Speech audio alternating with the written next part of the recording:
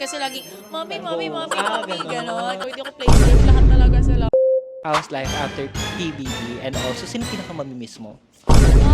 After PBB, sobrang na-proud ako sa naging journey ko. Kasi yung pinasok ko po talaga sa loob, yung goal ko na mapakita sa tao kung sino talaga ako as a person, na-achieve ko talaga siya. And for that, nung na-evict ako, I was happy na kasi wala akong idea kung nagawa ko ba. Pero lalo nung nalaman ko na nga na nagawa ko yung purpose ko, sobrang na-happy ako. And masasabi ko na inside the house, sobrang nag-grow talaga ako as a person. Kasi kumbaga, sabi rin ni mommy nung lumabas ako, napansin niya na mas naging independent ako, mas naging mature na raw ako sa decisions ko. Dati kasi lagi, mommy, mommy, mommy, mommy, ganon. Kasi only child lang po ako, so hindi ako sanay na maging independent. But inside the house, kinailangan kong maging ate to everyone kasi isa po ako sa oldest. So nadala ko yun paglabas, mas naging mature talaga ako.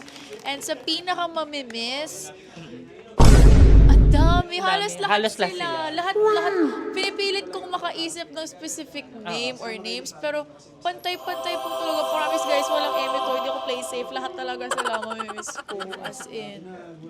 Super sweet mo naman, Sofia. For sure naman yung mga housemate din, mamimiss ka. Oh, ay guys, wala na ito.